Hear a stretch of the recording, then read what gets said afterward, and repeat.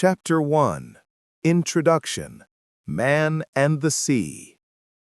Since the beginning of human history, the sea has been a special fascination and, at the same time, an enormous challenge.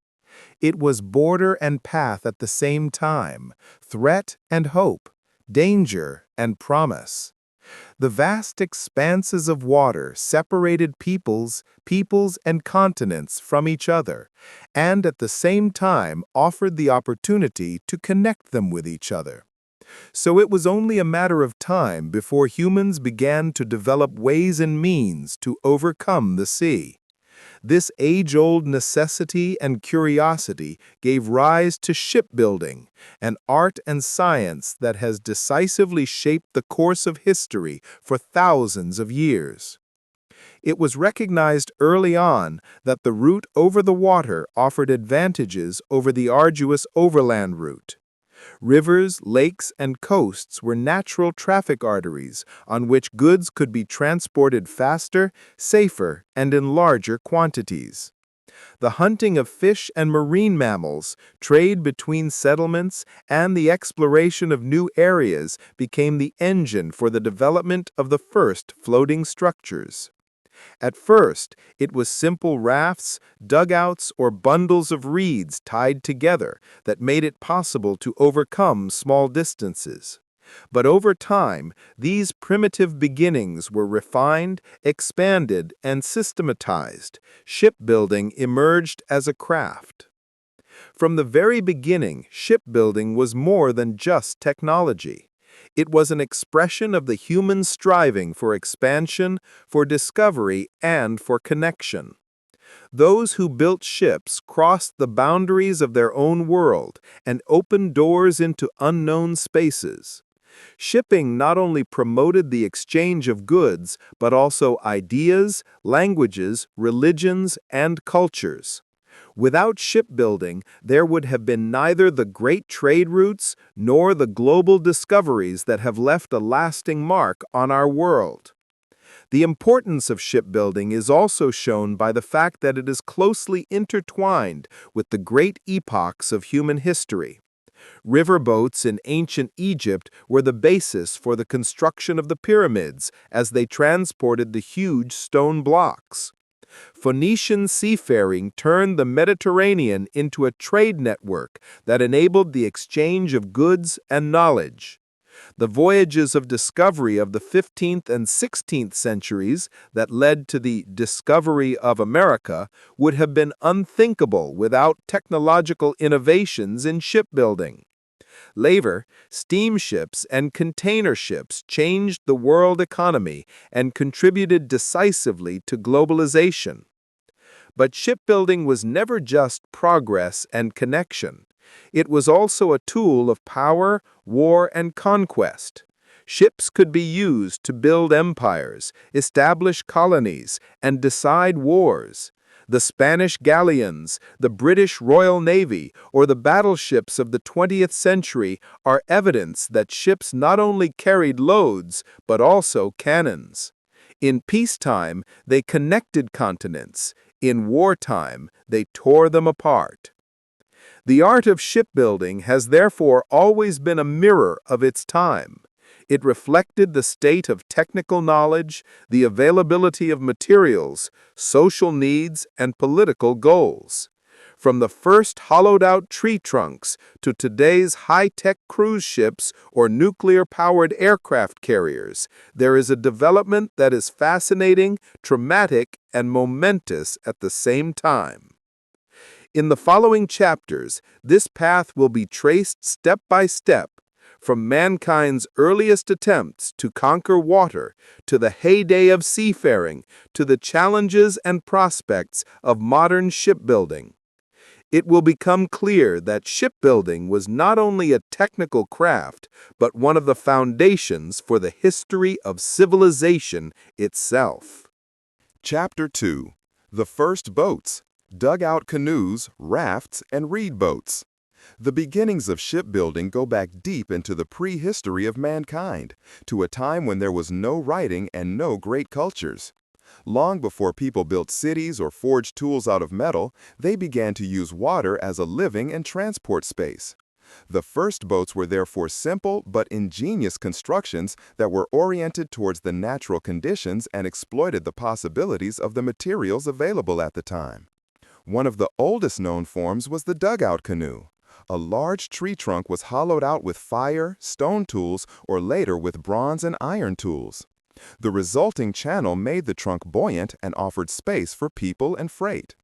Dugout canoes were robust, easy to make, and amazingly versatile.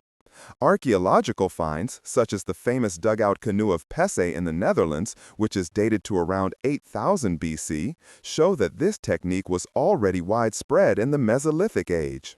There is also evidence of dugout canoes in Africa, Asia, and America, which shows that they were invented independently of each other in many cultures. In addition to dugout canoes, rafts played an important role. They were usually made of tree trunks or bamboo that were tied together.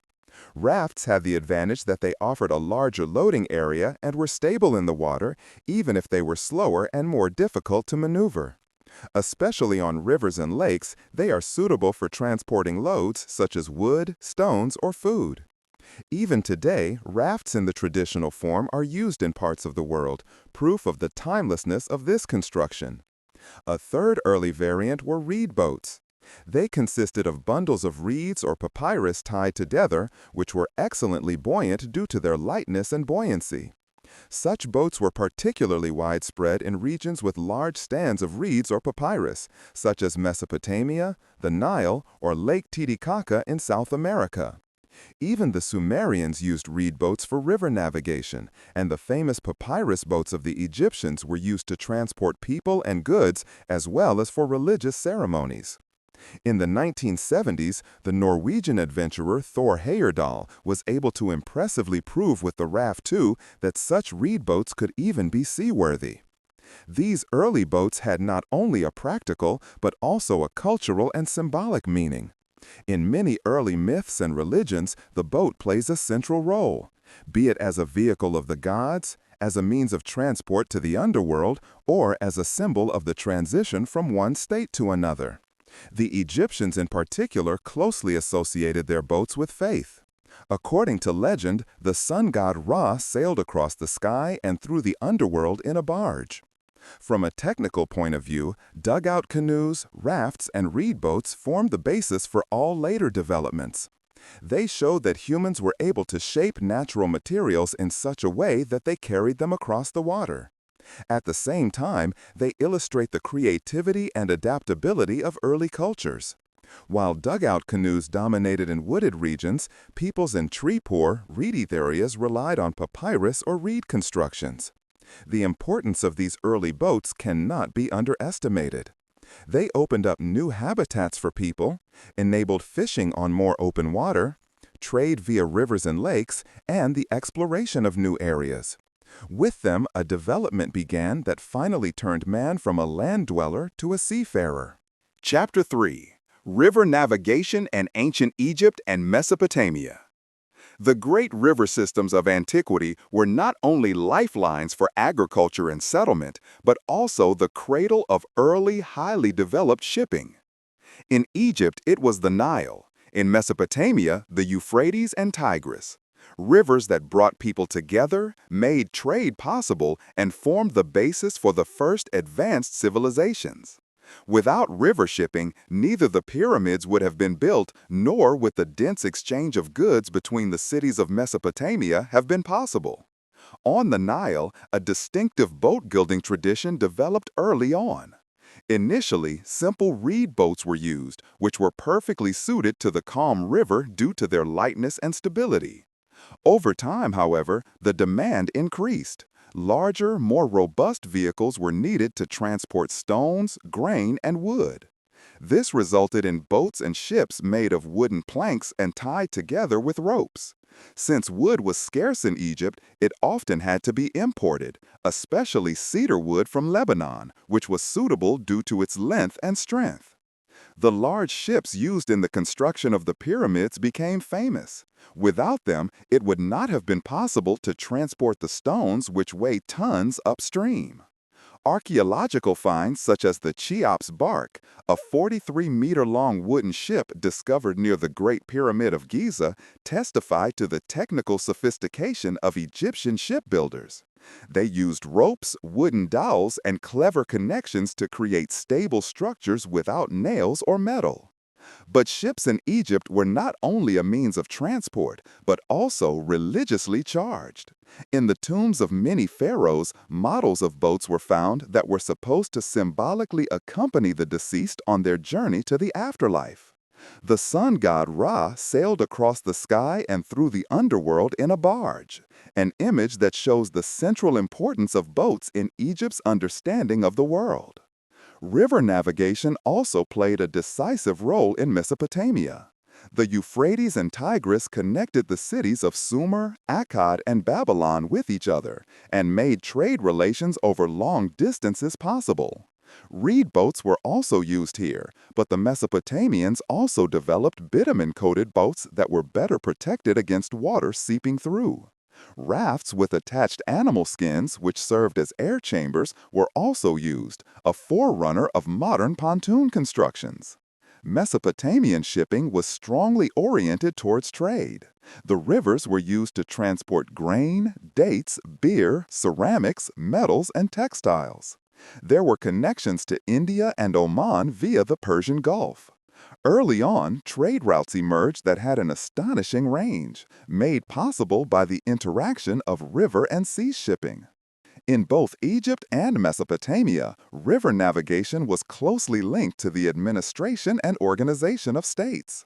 Only by transporting large quantities of goods on ships were these advanced civilizations able to erect their monumental buildings, supply armies, and trade. The ship was not only a technical means here, but a central institution for the economy, religion, and power. The experience gained in shipbuilding in these early advanced civilizations laid the foundation for later developments. The idea of systematically using rivers as traffic arteries, the refinement of wooden connections, and the use of sails, all this originated in the boats on the Nile and on the Euphrates and Tigris. Chapter 4. The Seafaring of the Phoenicians and Greeks. While Egyptians and Mesopotamians used the rivers of their homeland for transport, other peoples dared to step out into the open sea. In the first millennium BC, the Phoenicians and Greeks in particular developed a high-quality shipbuilding art that shaped not only trade, but also the political and cultural development of the Mediterranean region. They transformed the sea from a dangerous border into a connecting network that connected cities, islands, and coastal regions. The Phoenicians, a Semitic people on the coast of present-day Lebanon, were considered the outstanding seafarers of antiquity. Their cities of Byblos, Tyre, and Sidon were transshipment points for trade and culture. Since they themselves had little agricultural land, they were dependent on trade, and this trade was only possible through efficient ships. The Phoenician shipbuilders used cedar wood from the mountains of Lebanon, which was characterized by length and resistance. They developed robust merchant ships with a wide hull and large storage space, which were propelled by sails and rudders. For military purposes, they built slimmer ships designed for speed and maneuverability. Its biremes and later triremes, which were equipped with 2 and 3 rows of rowers respectively, became particularly famous. With these ships, the Phoenicians dominated the Mediterranean trade. They brought wood, purple dyes, glassware, and metalwork to Greece, Egypt, and Italy, and imported grain, oil, and wine in return. Their seafarers ventured far and wide, as far as Spain, North Africa, and possibly even the British Isles. The establishment of colonies, including the famous Carthage, made it clear that shipping meant not only trade, but also expansion for the Phoenicians. The Greeks also developed an impressive seafaring and shipbuilding culture. Their world was crisscrossed by islands, peninsulas, and coastlines. The sea was omnipresent. Early on, they began to engage in coastal shipping, which soon developed into extensive trade routes. Greek ships initially resembled the Phoenician ships, but over time, they developed their own shapes. In the military field, the trireme was the most famous Greek ship. This war galley, manned by about 170 rowers in 3 rows on top of each other, was a masterpiece of ancient shipbuilding. Equipped with a bronze ram spur, it was mainly used to ram enemy ships. The trireme was fast, agile, and played a decisive role in the naval battles of the Persian Wars and the Peloponnesian War. In the civilian sector, the Greeks also built merchant ships with wide hulls and large sails, which enabled the exchange of goods throughout the Mediterranean. They transported olive oil, wine, ceramics, and metal goods as far away as Egypt and Asia Minor, and brought back grain, luxury goods, and raw materials. Shipbuilding was closely linked to the rise of the Greek polis. Cities like Athens became rich and influential through their naval power. In addition to trade, shipping was also culturally central to the Greeks. Their myths are full of stories of seafaring, of Odysseus wandering across the sea, of Jason and the Argonauts looking for the Golden Fleece. These stories reflect the importance of the sea in the consciousness of the Greeks. It was a place of danger and adventure, but also of connection to foreign worlds. The Phoenicians and Greeks together laid the foundation for Europe's maritime culture. They developed technical innovations such as the multi-row rudder drive, improved sailing techniques, and systematized navigation based on stars and coastlines. Their ships connected continents, facilitated trade and warfare, and created networks that made the Mediterranean a cultural melting pot. Chapter 5. Roman Warships and Merchant Shipping. With Rome's rise from a city-state to a Mediterranean power, the role of seafaring also changed. While the Romans tended to rely on land power in their early days and left shipping to other peoples, they realized at the latest in the Punic Wars against Carthage that dominating the Mediterranean was impossible without a powerful fleet. This realization developed into a vast maritime infrastructure that was crucial for both trade and warfare. In the military field, the Romans built on the experience of their opponents. Carthage had a highly developed fleet, and so the Romans acquired their knowledge, partly by replicating captured ships. They soon developed their own variants, including the famous quinquereme, a warship with 5 rows of oars per section that could accommodate hundreds of rowers and soldiers. A decisive Roman contribution to naval warfare was the so-called corvus, a kind of boarding bridge with an iron hook. With it, Roman soldiers could board enemy ships and fight on foot, a tactic that corresponded to their military strengths. Thanks to such innovations, Rome managed to defeat the superior Carthaginian fleet in the Punic Wars and become the dominant naval power in the Mediterranean. But the Roman fleet was not only a military tool, but also a guarantor for securing trade. The Mare Nostrum, the Our Sea of the Romans, was secured by patrols and bases. Piracy was largely suppressed, allowing traders and merchants to transport their goods relatively safely. Roman merchant shipping reached a scale that was unprecedented at the time. Huge grain ships transported grain from Egypt, North Africa, and Sicily to Rome to supply the metropolis. Without these mass transports, the existence of the metropolis would hardly have been possible. These ships could hold several hundred tons of cargo and were maneuvered with sails and auxiliary oars. In addition to grain, wine, olive oil, ceramics, metal goods, and luxury goods were shipped across the Mediterranean. Amphorae with oil from Spain, glass from Syria, or marble from Greece reached Rome and other provinces. The trade routes connected the entire empire, from Britain to Egypt, and turned the sea into a Roman inland route. Technically, the Romans improved shipbuilding by introducing robust wooden joints and developing standardized types of ships. Shipyards along the coasts, for example in Ostia, Ravenna, or Alexandria, produced large quantities of ships. In addition, there were lighthouses and harbors that organized shipping traffic and made it safer. The Lighthouse of Alexandria, one of the 7 wonders of the world, was also a symbol of the importance of seafaring in antiquity. The Romans also contributed to the professionalization of seafaring organizationally. They established state fleets, classes, that controlled certain sea areas and promoted private merchant shipping through legal frameworks. Insurance policies, ship registers, and contracts showed that shipbuilding had long since become part of a highly developed economic order. With the decline of the Roman Empire in the 5th century, the maritime order of the Mediterranean was also lost. Piracy increased again, trade routes collapsed, and technical advances were partly forgotten. But the foundation that the Romans had laid, the idea of a politically and economically controlled Mediterranean, remained formative for later epochs. Roman seafaring was thus a crucial link between antiquity and the Middle Ages. It combined war and trade, technology and organization, and showed how much power over the sea could determine the history of an empire. Chapter 6: Vikings, Cogs, and Shipping in the Middle Ages. With the end of the Roman Empire, the maritime world of Europe also changed. While Mediterranean shipping lost importance and often disintegrated into smaller, regional networks, new centers of seafaring developed in the north. From the 8th century onwards, the Vikings in particular shaped an era in which ships were not only a means of transport, but also symbols of power, expansion, and cultural exchange. At the same time, a new form of merchant shipping emerged in the North Sea and Baltic Sea in the High Middle Ages, the cog. The Vikings, seafarers from Scandinavia, achieved world fame with their legendary longships.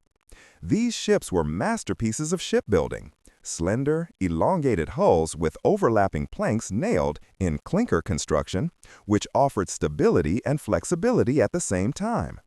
A mast with a rectangular sail made it possible to travel with the wind, while the oars ensured progress in calm conditions. Thanks to their shallow draft, the ships could operate on the high seas as well as in rivers and on the coasts, ideal for raids, trade, and exploration. With these ships, the Vikings sailed as far as Iceland, Greenland, and North America, England, France, and the Mediterranean.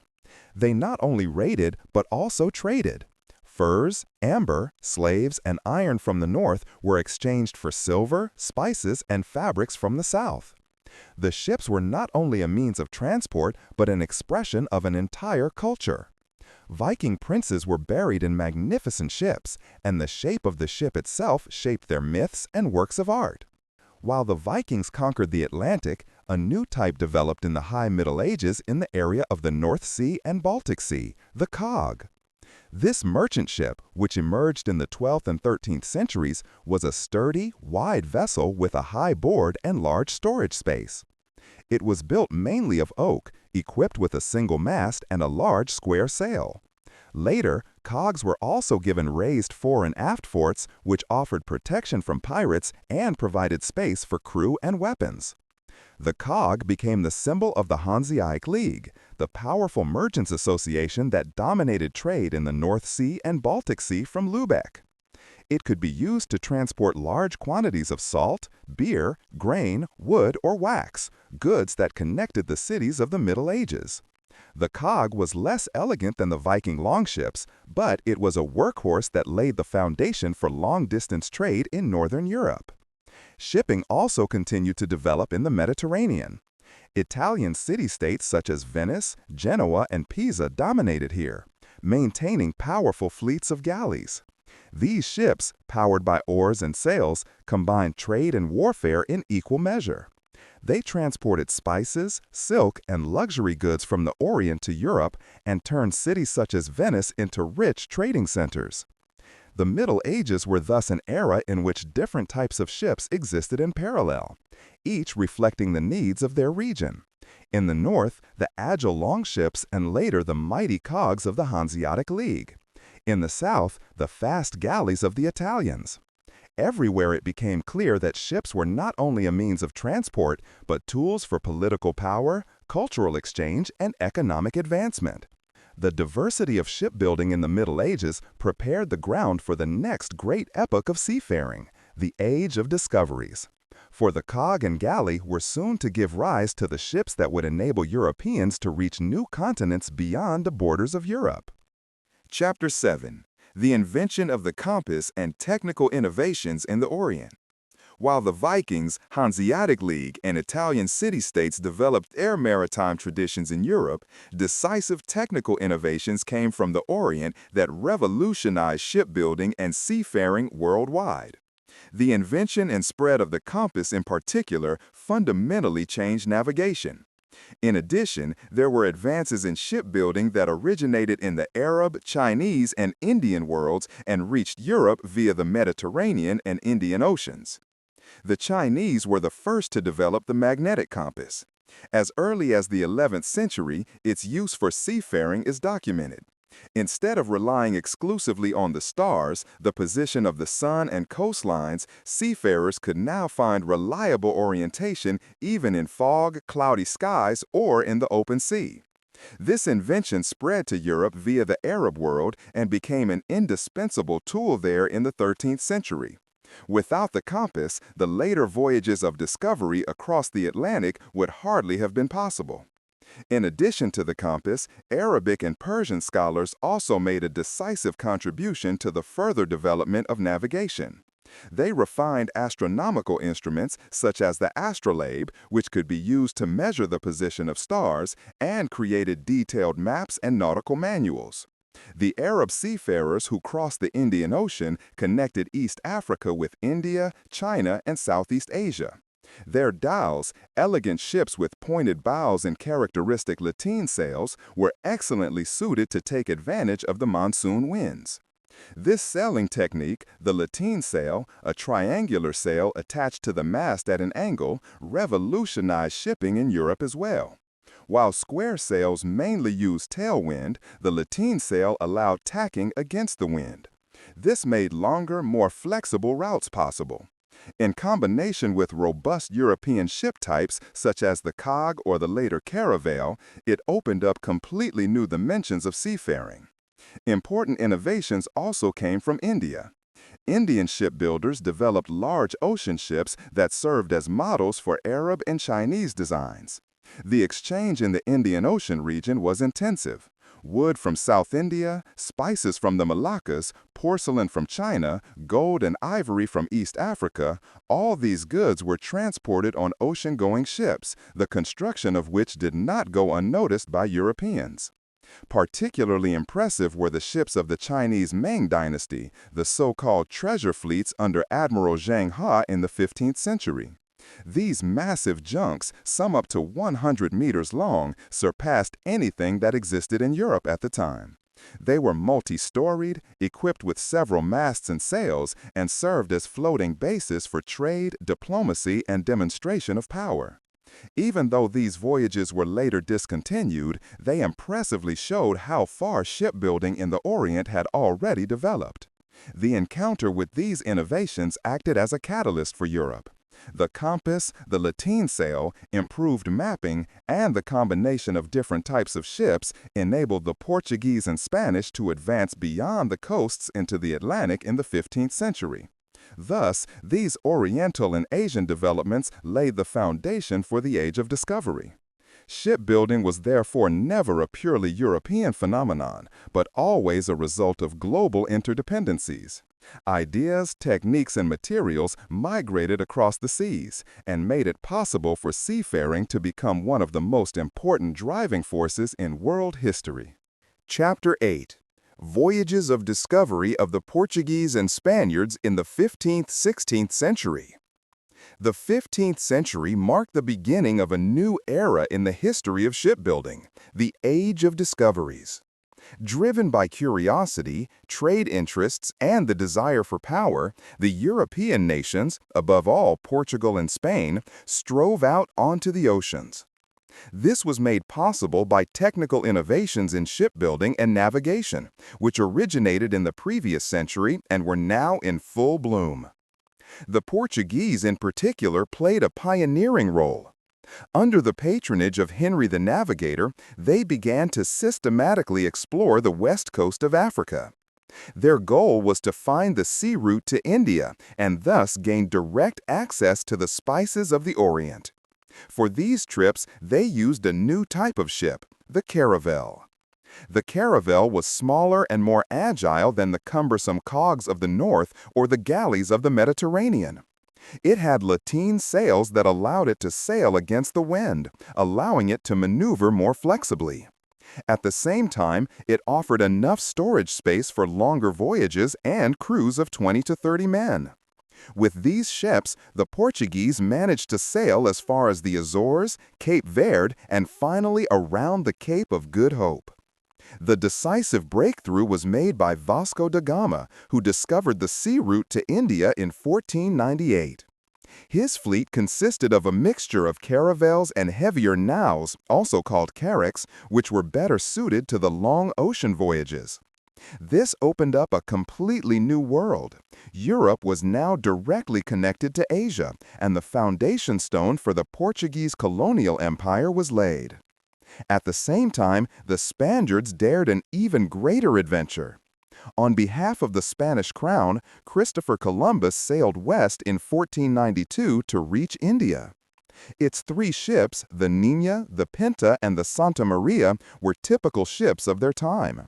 A caravel with lateen sails, Niña, one with square sails, Pinta, and the larger carrack, Santa Maria. Instead of India, however, Columbus discovered the New World, an event that fundamentally changed world history. In the following decades, the Spaniards continued their expansion.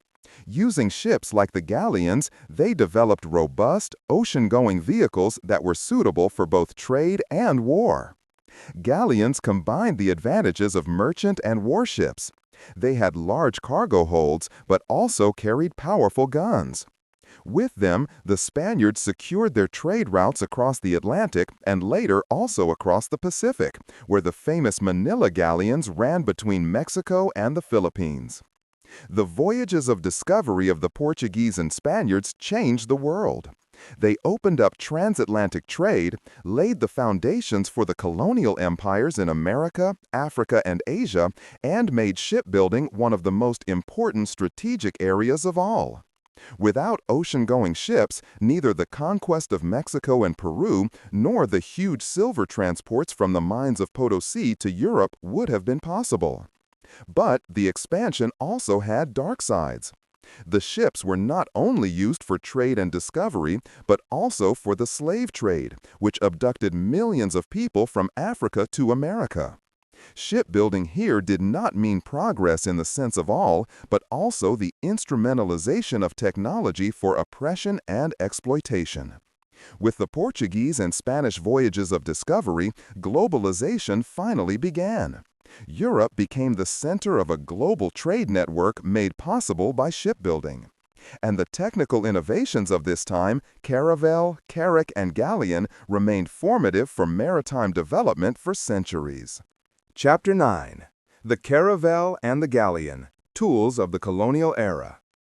The voyages of discovery in the 15th and 16th centuries would hardly have been conceivable without 2 types of ships, the caravel and the galleon. Both embodied the maritime revolution of their time, which allowed Europe to cross oceans, connect continents, and eventually build colonial empires.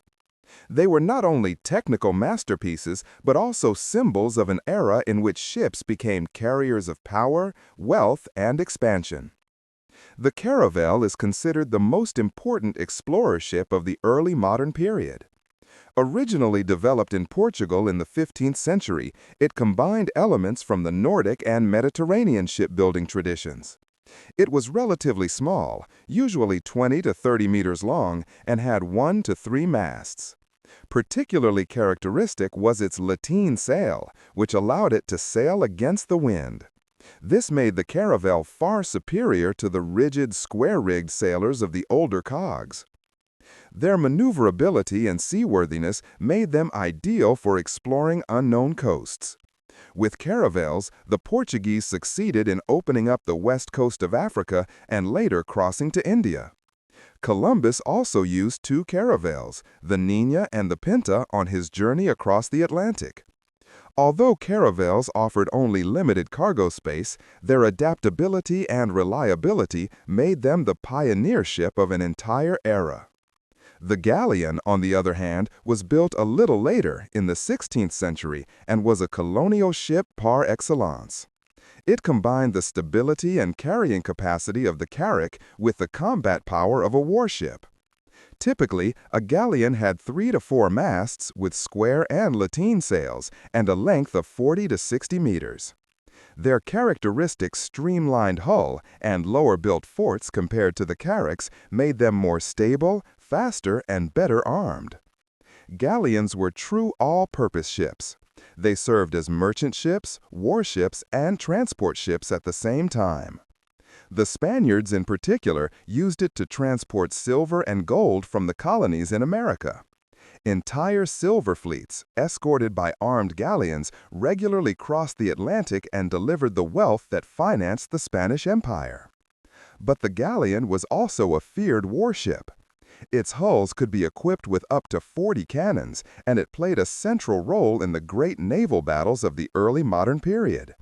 The Spanish galleons gained fame in the Armada of 1588, which sailed against England. Even though this expedition failed, the galleon remained the dominant type of ship on the world's oceans for 2 centuries. In addition to their military importance, caravels and galleons were also symbols of cultural and economic globalization. They were used to transport not only goods, gold, silver, spices, slaves, but also ideas, religions, and diseases. They connected Europe, Africa, America, and Asia to form a worldwide network that decisively shaped the modern world order. The shipbuilding of this era shows how strongly technology, politics, and economics were intertwined. The caravel stands for the bold exploration of unknown waters. The galleon for the systematic exploitation and military protection of the newly created colonial system. Both types of ships make it clear that shipbuilding has always been more than just craftsmanship. It has been an instrument of world history. Chapter 10. Shipbuilding in the Age of Sailing Fleets, 17th–18th century.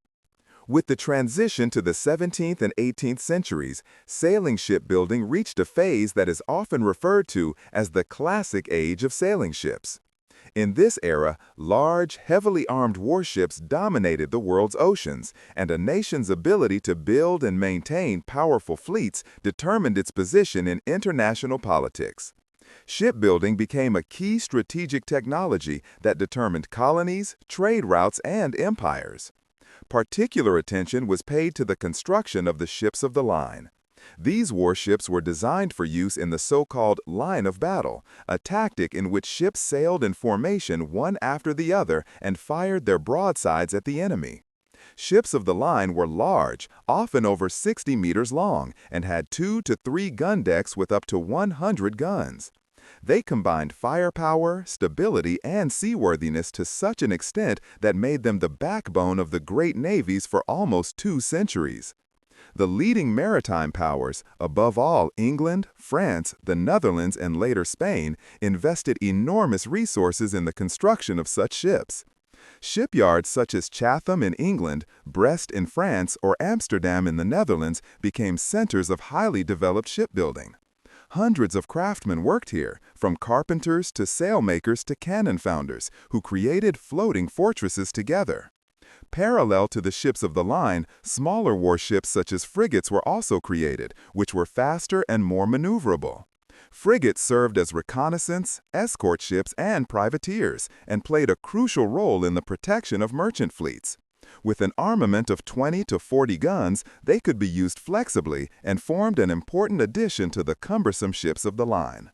Merchant shipbuilding also continued to develop during this era. The trading companies, especially the Dutch Verenigde Oost-Indische Company and the British East India Company, needed robust and large cargo ships to transport spices, tea, silk, and other luxury goods from Asia. Here, the type of East Indiamen prevailed, powerful merchant ships that were also heavily armed to defend themselves against pirates and competing powers. In the 17th and 18th centuries, the naval power of a nation was synonymous with political power. England, which rose to become the leading maritime power in the course of this time, owed its success not least to its highly developed shipbuilding industry. With the Royal Navy, it established a fleet that dominated the world's oceans in the 18th century. France remained a strong competitor, while the Netherlands lost influence, although it had led the way with its merchant fleet in the 17th century. From a technical point of view, wooden shipbuilding reached its peak during this time. The constructions were well thought out down to the last detail, from the keel laying to the planks and the rigging. A ship of the line often required the use of several thousand oak trees and years of construction. The sailing technique was highly developed. The ships could perform complicated maneuvers and stay at sea for weeks. But the splendor of these ships also had its downside. They were extremely expensive to build and maintain, required huge amounts of materials and resources, and turned naval policy into a costly arms race. Entire state budgets were geared towards the Navy, and rivalries such as those between England and France repeatedly led to wars for supremacy on the seas. The age of the sailing fleets was thus characterized by a close connection between shipbuilding, politics, and business. Ships were not only tools of trade, but also symbols of national greatness and instruments of military power. They shaped the image of the world's oceans until the end of the 18th century and laid the foundation for the transition to the next major phase, the Industrial Revolution and the rise of steamships. Chapter 11: The Industrial Revolution and the Birth of Steamship. With the onset of the Industrial Revolution in the late 18th and early 19th centuries, shipbuilding also underwent a profound upheaval. For thousands of years, wind and muscle power had been the only forms of propulsion, but now a new source of energy appeared on the scene: steam. It changed not only the technology of ships, but also the organization of trade, traffic, and warfare, and ushered in the end of the classical sailing age. The first experiments with steam engines on board boats took place at the end of the 18th century. Pioneers such as James Watt, who decisively improved the steam engine, laid the foundation. In the USA, Robert Fulton built the steamship Clermont in 1807, which regularly carried passengers on the Hudson River. Even though it was initially only suitable as a river and coastal vehicle, it showed the enormous potential of the new technology. The early steamships were equipped with side paddle wheels powered by a steam engine. This allowed them to sail independently of the wind, a revolutionary advantage. Although they were cumbersome and insecure at first, they soon became more and more efficient. As early as the 1820s, the first steamships crossed the Atlantic, even if they were still supported by sails. A milestone was the development of screw propellers, which gradually replaced the paddle wheel drive from the 1830s onwards. The propeller was more efficient, more reliable, and also suitable for large ocean-going ships. This innovation marked the beginning of the age of modern steamships. At the same time, the material in shipbuilding changed. For centuries, wood had been the dominant building material. But the Industrial Revolution brought the increased use of iron and later steel. These materials allowed for stronger, larger, and more durable constructions. Iron and steel ships were less susceptible to damage from sea bores or storms and could carry larger loads. Famous examples of this development are ships such as the SS Great Western, 1838, and the SS Great Britain, 1845, designed by Isambard Kingdom Brunel. The latter was the first large passenger ship made of iron with propeller drive and set new standards. These ships connected Europe and America in regular scheduled voyages and revolutionized transatlantic traffic. Steamship not only changed technology, but also society. Journeys that had previously taken weeks or months became faster and more predictable. Trade routes could be planned independently of the wind, which accelerated the international movement of goods. Steam propulsion also prevailed in the military. Warships were increasingly equipped with steam engines, which made their movements less dependent on wind directions. Another important aspect was the emergence of shipping companies and liner services. Companies such as the Cunard Line or the White Star Line began to introduce fixed timetables between Europe and North America. This marked the beginning of the modern era of passenger and freight transport, which continues to this day. Of course, the transition from sailing ship to steamship was not abrupt. For decades, hybrid forms, so-called auxiliary steamers, existed that used both sails and steam engines. This provided safety in case the machines broke down and saved fuel. But by the second half of the 19th century at the latest, pure steam propulsion prevailed. The Industrial Revolution thus brought shipbuilding to a completely new level. With the power of steam and the possibilities of iron and steel, an era began in which ships became larger, faster, and more reliable than ever before. They became the engine of globalization by connecting people, goods, and cultures with each other at a speed previously unimaginable. Chapter 12. Iron Ships and the Transition from Sail to Steam. The transition from sailing ship to steamship was not a sudden break, but a decades-long process in which new and old technologies coexisted. However, it marked one of the most profound changes in the history of shipbuilding, because with the use of iron as a building material and the consistent use of steam propulsion, a completely new type of ship was created that conquered the world's oceans. Already in the early decades of the 19th century, shipbuilders experimented with iron constructions. At first, there was skepticism. Iron was considered too heavy, susceptible to rust, and supposedly dangerous, as it was feared that it could interfere with magnetic needles. But it soon became apparent that iron had enormous advantages in shipbuilding. It was more stable than wood, allowed larger hulls, and could be shaped into shapes that were hardly possible with wood. In addition, iron was available in larger quantities, while wood, especially high-quality oak, became scarce in many places. A first famous example was the SS Great Britain of 1845, designed by the British engineer Isambard Kingdom Brunel. She was the first large ocean-going ship with a completely iron hull and a propeller drive. Their design was revolutionary, stable, durable, and capable of coping with long ocean crossings. With it, the age of iron ships finally began. However, the transition from sail to steam was gradual. Many ships of the mid-19th century were so-called auxiliary ships, which were equipped with both sails and a steam engine. This was not only due to technical caution, but also to economic reasons. Steam operation required large quantities of coal, which took up valuable storage space. Sails could help to save fuel when the wind conditions were favorable.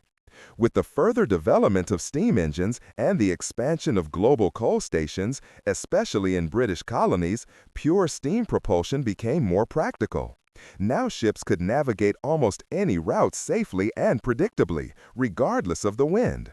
This was an enormous advantage in trade as well as in the military. The change also took place in warship construction. While sailing battleships still dominated in the Napoleonic Wars, the first iron-armored ships were built from the middle of the 19th century. A turning point was the use of the ironclads in the American Civil War, 1861 to 1865, especially the famous battle between the USS Monitor and the CSS Virginia. These new armored steamships showed that the era of wooden ships of the line was irrevocably coming to an end. The switch to iron also led to changes in the shipbuilding industry. Shipyards have had to adapt their ways of working, use new machines and tools, and train specialized workers. Shipbuilding was industrialized, and the construction process increasingly shifted from traditional craftsmanship to mass production based on the division of labor. With the iron ships, a new phase of globalization also began. Transatlantic steamship lines connected Europe and America in regular timetables. The transport of goods, mail, and people became faster, more reliable, and cheaper. Millions of immigrants traveled to America on steamships, and world trade experienced an unprecedented boom. The second half of the 19th century finally brought the transition from iron to steel, an even better material, lighter, stronger, and more resistant. This laid the foundation for the huge ocean liners that soon followed. The transition from sail to steam was therefore more than just a technical change. It was a cultural turning point. The romantic world of sailing ships gave way to the sober efficiency of steamers, and the seas became fixed routes of global networking. Shipping had freed itself from the vagaries of the wind and had entered the industrial age. Chapter 13. Shipbuilding in the 19th century, luxury liners, merchant ships, canals. The 19th century was an era of tremendous boom in shipbuilding. With the transition from wood to iron and steel, the introduction of the screw propeller, and the improvement of steam engines, ships became larger, faster, and more powerful than ever before. At the same time, the world economy was changing. Industrialization, colonialism, and globalization created an unprecedented need for transport capacity, both for goods and people. A central phenomenon of this time was the rise of luxury liners. While steamships were initially used primarily for the transport of goods, shipping companies soon discovered the passenger business. Millions of Europeans immigrated to North America in the 19th century, and large seaworthy ships were needed for them.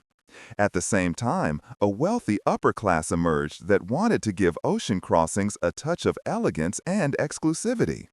Shipping companies such as the British Cunard Line or the White Star Line began to build huge passenger steamers. These ships not only accommodated hundreds of immigrants in cramped cabins, but also luxurious salons, dining rooms, and cabins for wealthy travelers. Ships such as the RMS Britannia or later the RMS Oceanic shaped the myth of the floating palaces. As early as the 19th century, the competition for the fastest ship on the transatlantic route began. Those who made the crossing in the shortest time received the blue ribbon as an award. Merchant shipbuilding also experienced a huge expansion. The new steel-hulled ships could be used to transport much larger cargoes. In particular, the transport of coal, iron, cotton, and grain increased.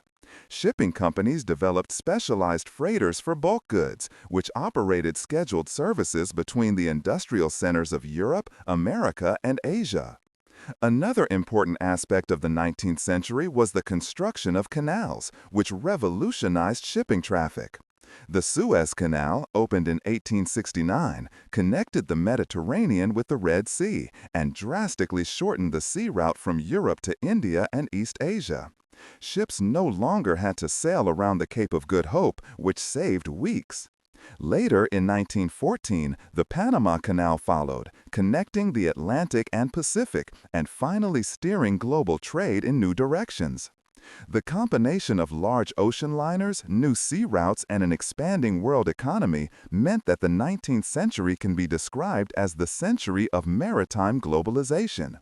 Flows of goods took on gigantic proportions, and the world moved closer together due to steamships.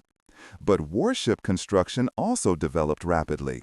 After the first ironclads in the middle of the century, armored ships with steel hulls and heavy artillery prevailed. Fleets became symbols of national power, and the arms race between the major European powers picked up speed. Shipbuilding was no longer just an economic factor, but also a central element of military policy.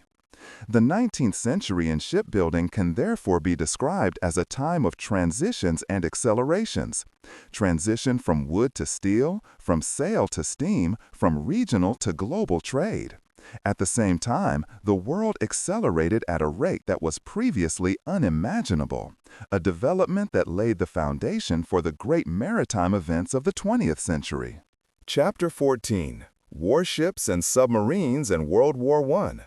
At the beginning of the 20th century, shipbuilding entered a new phase, the era of steel colossuses and submarines. The First World War, 1914–1918, was not only a land war, but also a naval war, in which modern warships and new technologies contributed decisively to its course. The great fleets of the world powers, above all Great Britain and Germany, faced each other, and shipbuilding was at the heart of this arms race. At the center of maritime power were the battleships. The introduction of the Dreadnought class by the British Royal Navy in 1906 was particularly formative. HMS Dreadnought was a revolutionary ship. It had a uniform heavy main armament of large-caliber guns, was equipped with steam turbines, and surpassed all previous battleships in speed, firepower, and armor. It marked the beginning of the Dreadnought Age, which determined shipbuilding worldwide. The great powers reacted immediately to this innovation. Germany, which had the ambition to become a world power, began to massively expand its navy under Kaiser Wilhelm II. The result was an intense naval arms race between Great Britain and Germany, which further exacerbated tensions before the First World War. In the war itself, however, the large battleships played only a limited role. The largest conflict was the Battle of Jutland in 1916, in which the British Grand Fleet and the German High Seas Fleet clashed. Although both sides suffered heavy losses, neither party was able to achieve decisive supremacy at sea. In the end, the British blockade of the German Reich remained in place and constricted its supplies ever more tightly. Another innovation gained far greater importance during the First World War: the submarine. Although developed earlier, it was used on a large scale for the first time in war. The German Navy in particular relied on submarine warfare to break through the British blockade and sink merchant ships in the Atlantic. The German U-boats, so-called U-boats of the Imperial Navy, sank thousands of merchant ships and inflicted enormous losses on the Allies. The sinking of the Lusitania in 1915, in which almost 1,200 people, including many Americans, lost their lives, became notorious. This event contributed decisively to the fact that the USA later entered the war. Unrestricted submarine warfare proved to be a powerful weapon, but it also showed the dangers of uncontrolled naval warfare. In addition to submarines and battleships, smaller ships also played a role. Destroyers were designed to fight submarines, while mine layers and mine sweepers tried to block or keep sea routes clear. The use of aircraft that took off from makeshift platforms on ships also began, a forerunner of the later aircraft carriers. The First World War showed how closely technology and strategy were linked. Shipbuilding had reached a new dimension, no longer just transport and trade, but total warfare at sea. With battleships, submarines, and the first attempts at air support, maritime warfare had become a theater of war in its own right. After the war, the great powers were faced with the challenge of maintaining their gigantic fleets. The Washington Naval Treaty of 1922 attempted to limit the arms race by setting limits on the size and number of warships. Nevertheless, shipbuilding remained a central field of power politics, and the experiences of the First World War were to prepare the construction of even more powerful ships in the Second World War. Chapter 15: The Interwar Period: Ocean Liners and Technical Innovations. The period between the First and Second World Wars was marked by contrasts for shipbuilding. On the one hand, the global economy was shaken by inflation, depression, and political crises. On the other hand, civil shipbuilding, especially the construction of ocean liners, was experiencing a heyday. At the same time, new technical innovations were developed in the military sector, which laid the foundations for shipbuilding in the Second World War. In the civilian sector, the focus was on the large passenger steamers. Shipping companies competed fiercely to build the fastest, largest, and most luxurious ship on the transatlantic routes. As early as the 19th century, the Blue Ribbon, the award for the fastest Atlantic crossing, had attracted a lot of attention. In the interwar period, it became a symbol of prestige and national pride. The most famous ships of this era were the RMS Majestic, 1922, the SS Bremen, 1929, and the SS Rex, 1932. In particular, the Bremen and its sister ship, the Europa, impressed with their speed and modern design. They achieved crossing times of less than 5 days, a technical feat for the time. At the same time, the first luxury liners were created, which focused not only on speed but also on comfort. The French SS Normandie, 1935, and the British RMS Queen Mary, 1936, were floating palaces with restaurants, theaters, swimming pools, and state-of-the-art equipment. They represented an era in which ocean liners were not only a means of transport, but also symbols of national greatness and technical superiority.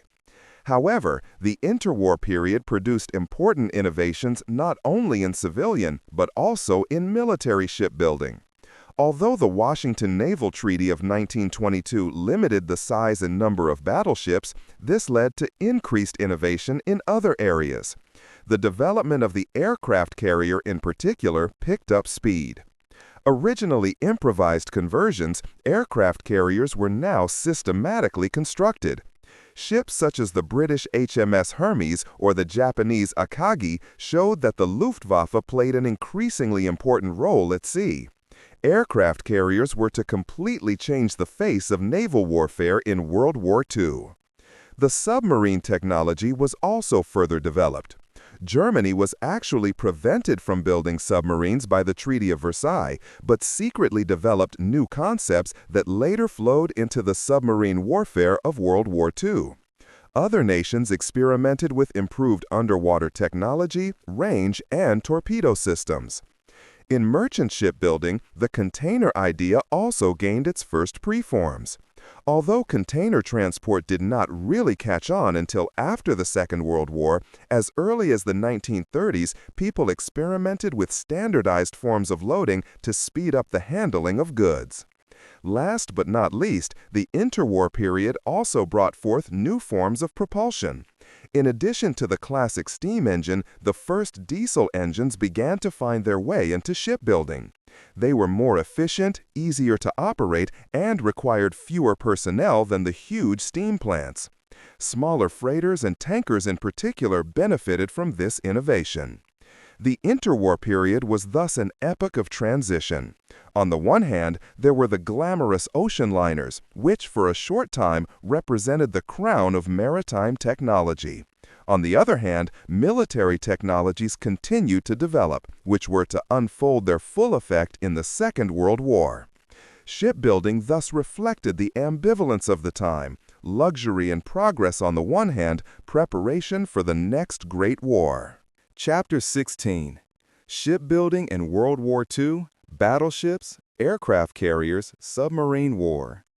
The Second World War, 1939 to 1945, marked a turning point in the history of shipbuilding.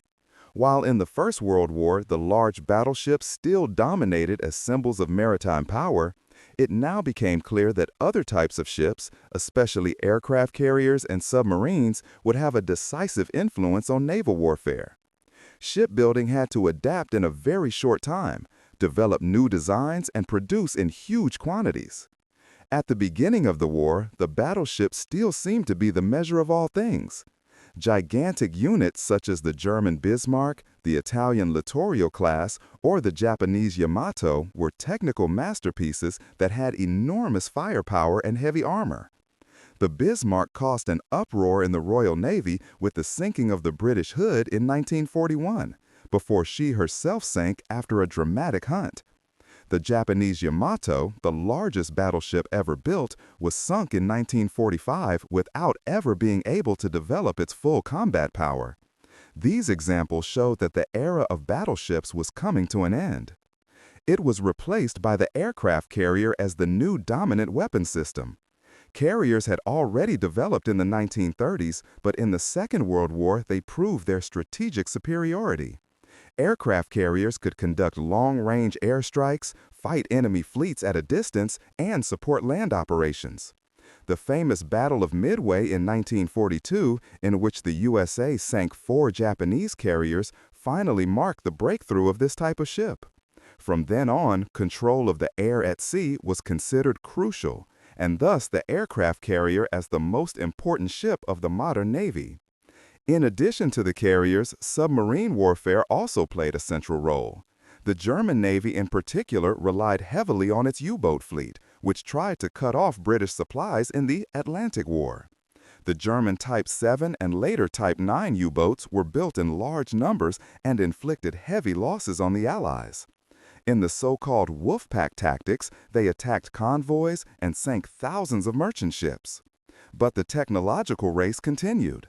The Allies developed improved sonar technology, radars, and convoy systems that increasingly contained the submarine threat. At the same time, new submarine types were designed, such as the revolutionary German Type 21, but it came too late to influence the war. This boat is considered the forerunner of the modern submarine generation. Other types of ships also played a role. Destroyers became indispensable for submarine warfare, while landing ships such as the landing ship tank, LST, were decisive in the invasion of Normandy in 1944. This showed that shipbuilding in the Second World War not only meant high technology, but also the ability to produce simple, functional mass products in the shortest possible time.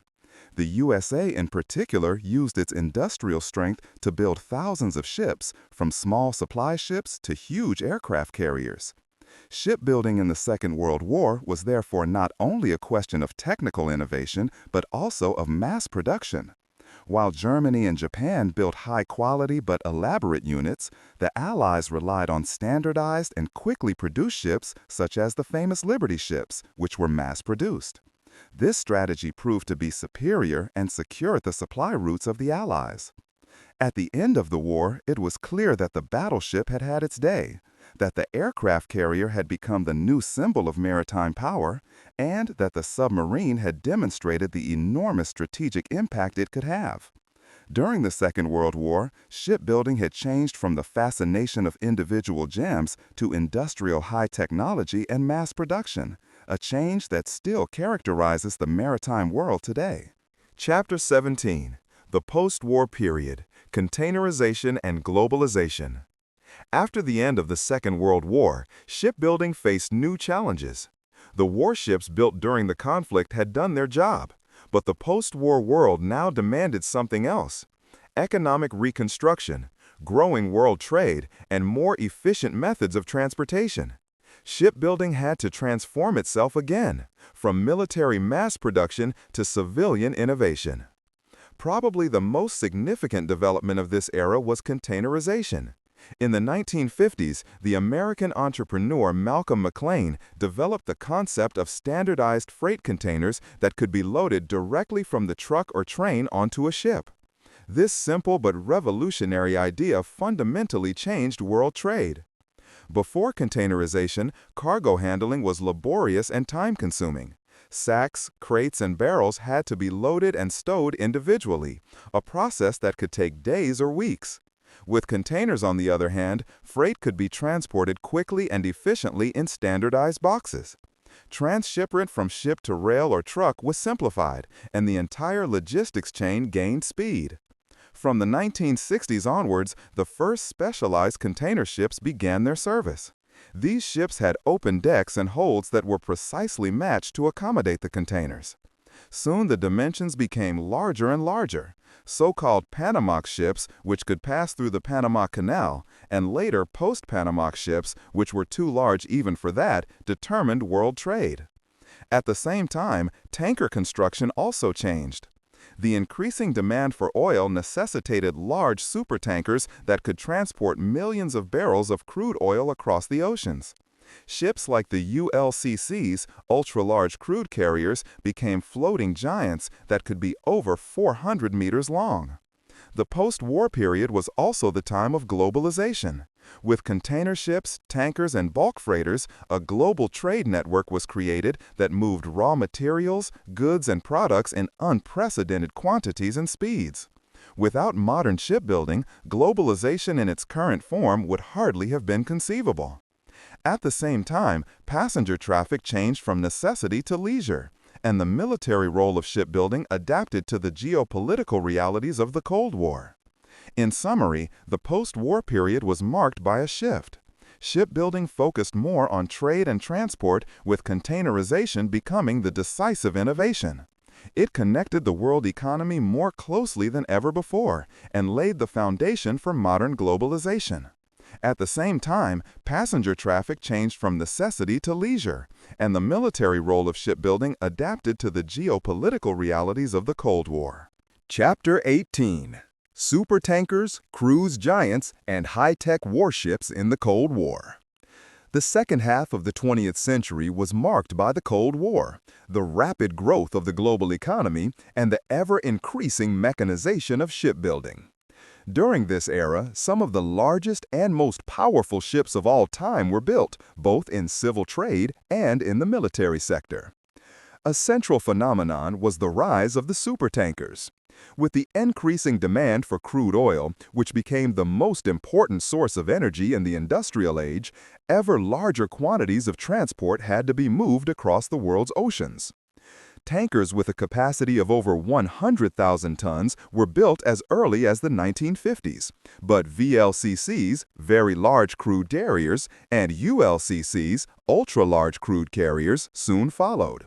Some of these giants reached a length of over 400 meters and could load more than 500,000 tons of oil.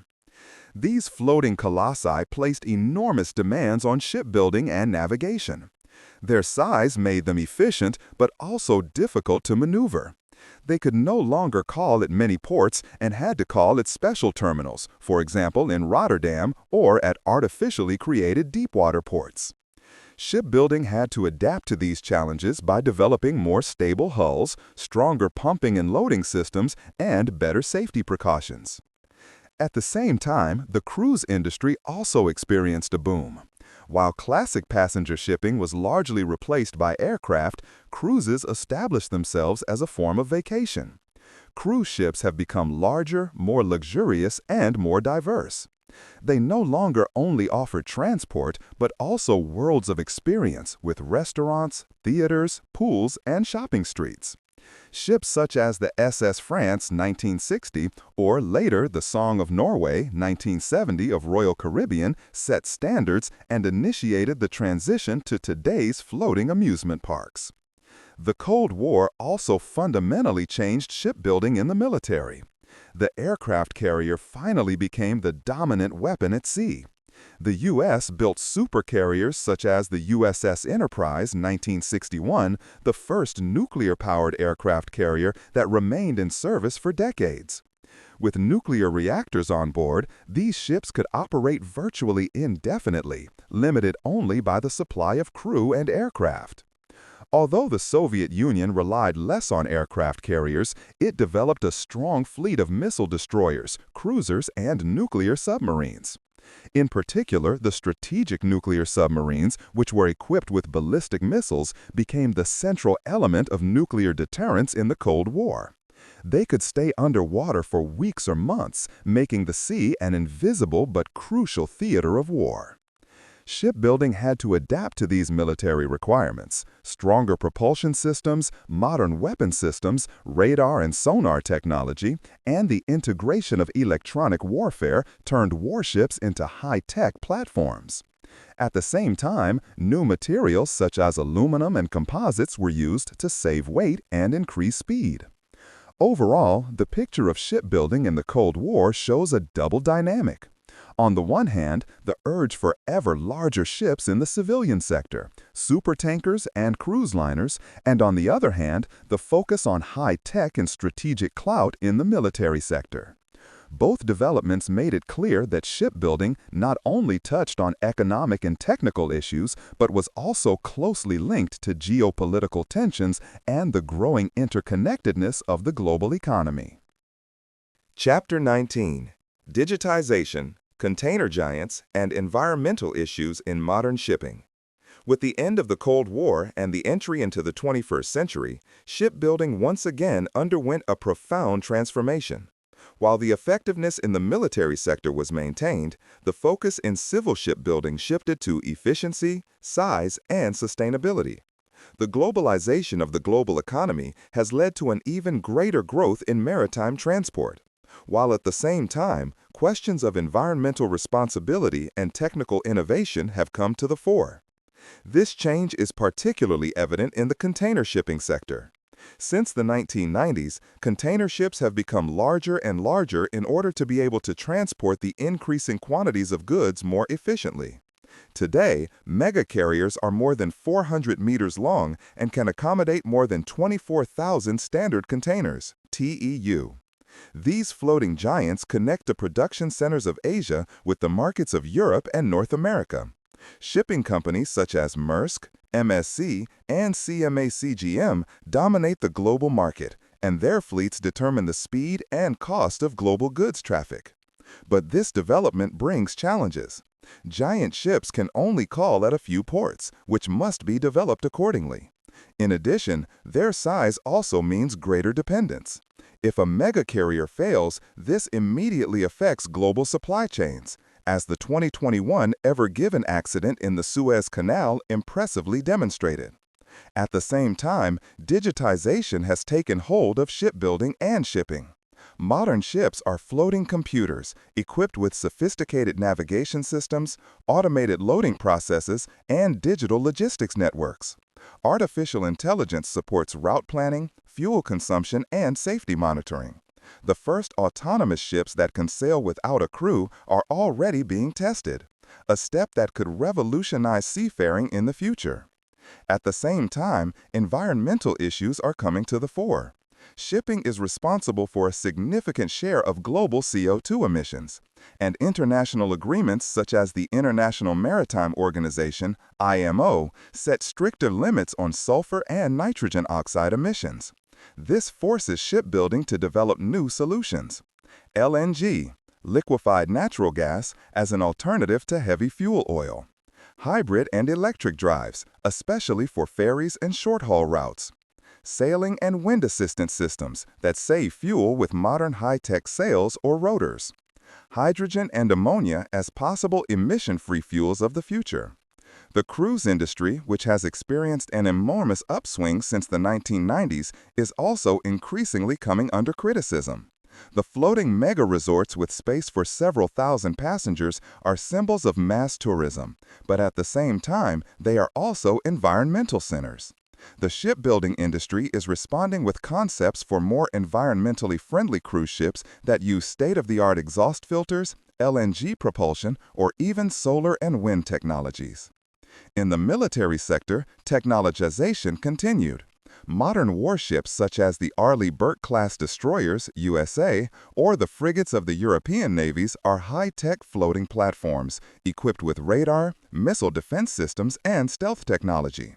Nuclear submarines continue to form the backbone of nuclear deterrence, while aircraft carriers remain the symbol of global projection of military power. Modern shipping is thus characterized by a double dynamic. On the one hand, it is the engine of globalization, without which our current lifestyle would be inconceivable.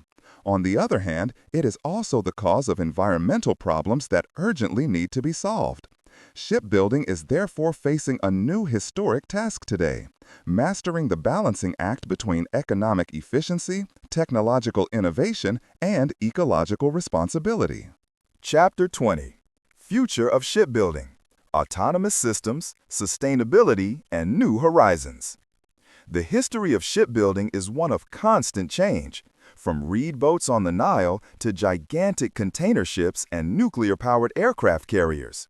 Today, in the 21st century, shipbuilding is once again at a threshold that will shape future generations. Three major trends are driving this development: autonomization, sustainability, and new technologies. A central issue is autonomy in shipping. There are already the first prototypes of ships that can operate almost without a human crew. Sensors, radar, satellite navigation, and artificial intelligence enable ships to independently plan routes, detect obstacles, and react to weather changes. Projects such as the Norwegian Yara Birkeland, an all-electric and autonomous container ship, show where the journey can go. Autonomous ships promise greater efficiency, lower costs, and greater safety. But at the same time, they also raise questions about liability, cybersecurity, and international maritime law. The second major focus is on sustainability. In view of climate change and global CO2 reduction targets, shipbuilding must develop new propulsion and energy concepts. Heavy fuel oil, the fuel of the world fleet for decades, is considered a discontinued model. Instead, alternative energies are coming into focus. Hydrogen, as an emission-free energy carrier with great potential. Ammonia is easier to store and transport than hydrogen and could also be climate neutral. Hybrid and electric drives, already in use especially for short-haul ferries or coastal vessels. Wind power 2.0, high-tech sails, flattener rotors, and kites that reduce fuel consumption.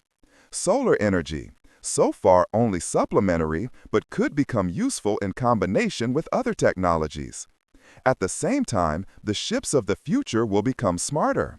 Digitization and big data enable permanent monitoring of ship operations. Machine conditions, routes, weather data, and cargo information are evaluated in real time to save fuel and minimize risks. Shipbuilding is thus shifting from pure construction to an interplay of mechanics, electronics, and software. The form and function of the ships could also change. Instead of building bigger and bigger, the trend could be towards specialized, flexible units.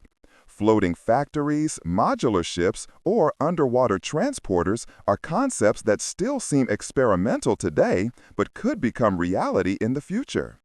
In the military sector, aircraft carriers and submarines remain core elements, but innovations are also emerging here. Drone ships and unmanned submarines could become standard in the future. Camouflage technologies, laser weapons, and electromagnetic propulsion are other fields of research that could shape the shipbuilding of the future. The future role of shipbuilding is therefore clear. It will continue to be the backbone of world trade. Around 90% of all global goods are still transported by sea. But the ships that do this must also become more efficient, more environmentally friendly, and safer. Perhaps it is precisely this idea that has accompanied the history of shipbuilding for thousands of years, the need to constantly reinvent itself. Whether reed barge, caravel, dreadnought, or container giant, every age has produced its ships that corresponded to technical possibilities and social needs. It will be the same in the future. The next chapters of this story are still unwritten, but one thing is certain. Shipbuilding remains one of the decisive engines for the exchange of people, ideas, and goods. It is not only a mirror of technical development, but also a symbol of humanity which is constantly seeking and crossing new horizons.